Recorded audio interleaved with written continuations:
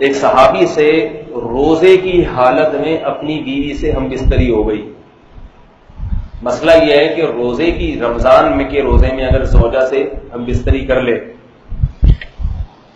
مکمل ہم بستری اگر ہو نا، پھر کفارہ ہوتا ہے. تو 60 روزے رکھنا لازم ہے. سمجھ رہے کتنے روزے؟ 60 روزوں کی طاقت اگر نہیں ہے، مثلا کوئی بوڑھا ہے بیمار ہو جائے گا، تو پھر وہ 60 مسکینوں کو 2 ٹائم کا کھانا کھلائے. ایک صحابی سے یہ کام ہو گیا، نبی صلی اللہ علیہ وسلم کے پاس آئے، یا رسول اللہ.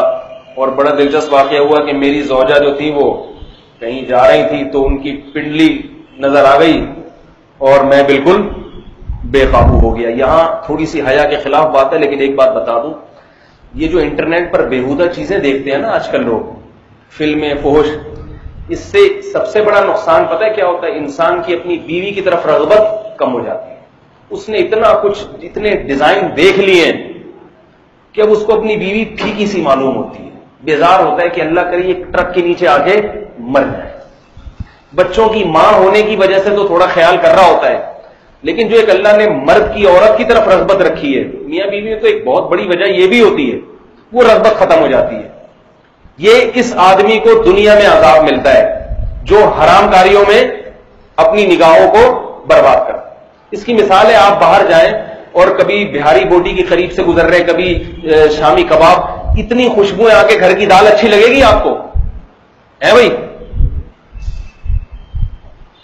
اور آپ کے پاس وہ پیسے ہیں نہیں اتنی بوٹیاں خریدنے کے، تو بہتر نہیں ہے کہ آپ ایسے ہوٹلوں کے قریب سے گزرے ہی نہیں، آپ کے ناک میں خوشبو ہی دال کی جائے تو آپ کو وہ دال اچھی لگے گی. پھر اس دال کھانے میں وہ مزہ آئے گا آپ کو جو ایک امیر آدمی کو کباب کھانے میں آتا ہے مزہ. تو حرام کاری کرنے والے آدمی کا گھر تباہ ہو جاتا ہے کیونکہ اس کو اپنی بیوی کی طرف رغبت نہیں رہتی. اب دیکھو صحابہ کرام نظروں کی حفاظت کرتے تھے، تو زوجہ کی پنڈلی نظر آئی ہے، وہ کہیں پانی وانی میں کہیں گزرنی ہوگی تو انہوں نے اپنی پائنچا تھوڑا سا اوپر کیا تو وہ پنڈلی نظر آئی تو بے صبری، یعنی مطلب یہ کہ برداشت سے باہر معاملہ ہو گیا. تو یہ کتنی رغبت تھی. آج ہے کوئی؟ اس نے اتنا کچھ انٹرنیٹ پر، ٹیلی ویژن پر ننگی فلمیں اور فحش چیزیں اور ایسے ایسے چہرے اس نے دیکھ لیے کہ اب اس کو اپنی بیوی پسند ہی نہیں آتی. تبھی گھر برباد ہو رہے ہیں، ادھر ادھر منہ کالا کرتا ہے، عورتیں پریشان ہیں. اتنی خواتین کے فون آتے ہیں اپنے شوہروں کے بارے میں کہ موبائل میں درجنوں لڑکیوں کے نمبر ہیں، لڑکیوں سے فحش باتیں، لڑکیوں سے دوستیاں. مجھے یہ بات بتاؤ، یہ جوانی کب تک برقرار رہے گی؟ کل تمہارے بچوں کو پتا چلے گا نا ہمارا باپ ایسا تھا، بچہ بھی یہی حرکتیں کرے گا. سمجھ میں آ رہی ہے بات؟ بچہ کیا کرے گا؟ بچہ بھی یہی کچھ کرے گا، اور پھر ایسا بچہ بڑھاپے میں اپنے باپ کی خدمت نہیں کرے گا. یہ بتا دوں، وہ عیاشی کرے گا، عیاشی کہے گا ابا کو اولڈ سینٹر میں داخل کرو، یہ ٹینشن ہے میرے لیے. تو اس لیے اپنے گھروں کو پاکیزہ بناؤ. اور خواتین کو میں ایک نصیحت کرتا ہوں، اگر آپ کے شوہر سے اس قسم کی کچھ فحش حرکتیں ہوتی ہیں، خدا کے لیے قیامت تک بھی اپنے بچوں کو اس پر مطلع نہ ہونے دیں. عورتیں پیٹ کی ہلکی ہوتی ہیں، شوہر کی ساری باتیں اپنے خاندان میں کر دی، اس کی عزت کا جنازہ نکال دیا. اب شوہر بعد میں بعض دفعہ توبہ کر لیتا ہے، وہ توبہ تو کرتا ہے مگر اس کے خاندان میں وہ ذلیل ہو گیا، اور خاندان والے اس کے اولاد کو بتا دیتے ہیں یہ ساری باتیں. جب اولاد کے دل میں باپ کے بارے میں یہ خیال آ گیا کہ ہمارا باپ بےہودہ ہے، فحش ہے، تو اب یاد رکھو پھر وہ اولاد اپنے باپ کو کبھی بھی باپ نہیں مانے. اس سے نقصان کس کا ہوگا؟ اولاد کا بھی نقصان ہے اس میں. باپ تو جیسا بھی اس کی بزرگی دل میں ہونی چاہیے.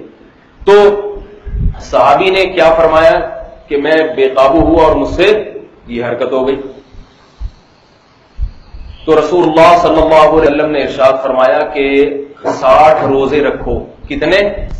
60. انہوں نے فرمایا یا رسول اللہ اس کی استطاعت نہیں ہے. فرمایا 60 مسکینوں کو کھانا کھلاؤ. فرمایا اتنے پیسے نہیں ہیں، خود مسکین ہوں. اب کیا کریں؟ قرآن حکم تو یہی تک ہے کہ جب پیسے آ جائیں تو کر دینا، صبر کرو. لیکن آپ صلی اللہ علیہ وسلم نے یہ سوچ کے بھی تھوڑی سی تو سزا ملے نا ان کو. چلو وہ تو جب اللہ صحت دے گا 60 روزے رکھ لیں گے، پیسہ دے گا تو 60 غریبوں کو کھانا کھلا دیں گے، لیکن تھوڑی سی فی الحال سزا ملنی چاہیے. تو آپ صلی اللہ علیہ وسلم نے صحابہ کرام سے فرمایا بھائی کچھ صدقہ، ان سے فرمایا کہ کچھ تھوڑی سی رقم صدقہ کرو، انہوں نے فرمایا کچھ بھی نہیں ہے.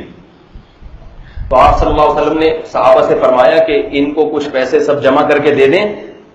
سب صحابہ نے تھوڑا سا ان کے لیے چندہ کیا، ان کو ہدیہ دے دیا، یہ لوگ.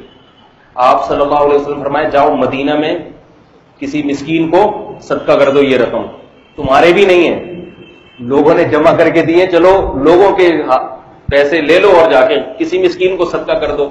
تو صحابی کہنے لگے یا رسول اللہ اپنے سے زیادہ مسکین کو صدقہ کروں؟ مطلب یہ کہ میرے سے زیادہ تو کوئی مسکین مدینہ میں ہے ہی نہیں.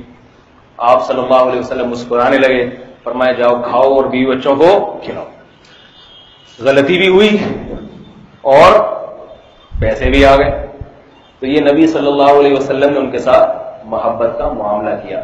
تو ایسے مساکین کو نبی حکم کیا دے رہے ہیں؟ صدقات و خیرات کا. قرآن حکم کیا دے رہا ہے؟ والدین پہ خرچ کرو، رشتہ داروں پہ، غریبوں پہ، مسکینوں پہ. کیوں بتا رہا ہے قرآن کہ بھئی جتنے ہو اسی میں سے کر دیا کرو، اسی میں سے کر دیا کرو. حدیث میں آتا ہے رسول اللہ صلی اللہ علیہ وسلم نے فرمایا اتقوا النار ولو بشق تمرۃ، جہنم کی آگ سے بچنے کی کوشش کرو. یاد رکھو اللہ کے غصے کو صدقہ جتنا ٹھنڈا کرتا ہے نا، اتنی کوئی چیز ٹھنڈا نہیں کرتی. جب کوئی انسان گناہ کرتا ہے نا، اللہ کو غضب آتا ہے، تو اللہ کے غضب کو ٹھنڈا کرنے کے لیے سب سے بہترین نسخہ کیا ہے؟ توبہ تو ہے، توبہ تو فرض ہے. توبہ کے علاوہ دوسری چیز صدقہ کر دے، کسی غریب کو کچھ پیسے دے دے، اس سے اللہ کا غضب، غصہ کم ہوتا ہے اللہ تعالیٰ. تو آپ صلی اللہ علیہ وسلم نے فرمایا جہنم کی آگ سے بچنے کی کوشش کرو صدقے کے ذریعے. اور فرمایا اگر پیسے نہیں ہیں، غریب ہو، بشق تمرۃ، کھجور لو، کھجور کھانے کے لیے کھجور ہے نا، اس کے 2 ٹکڑے کرو، ایک خود کھا لو، آدھا ٹکڑا کسی غریب کو صدقہ کرو. اس آدھے ٹکڑے سے اللہ تمہیں جہنم کی آگ سے بچائے گا، آدھے ٹکڑے کی وجہ سے.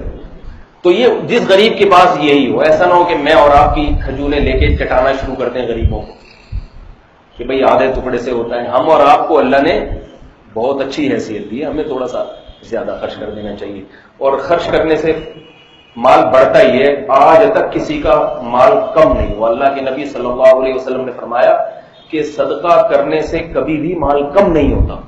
اور قرآن میں بھی اللہ نے فرمایا کہ یمحق اللہ الربا ویربی الصدقات، اللہ سود کو گھٹاتا ہے. سود خور ہمیشہ روتا ہوا نظر آئے گا، پیسے ہی نہیں ہے، پیسے ہی نہیں ہے، ہر وقت مانگتا ہوا نظر آئے گا، دولت ہو کے بھی اس کا دل تنگ.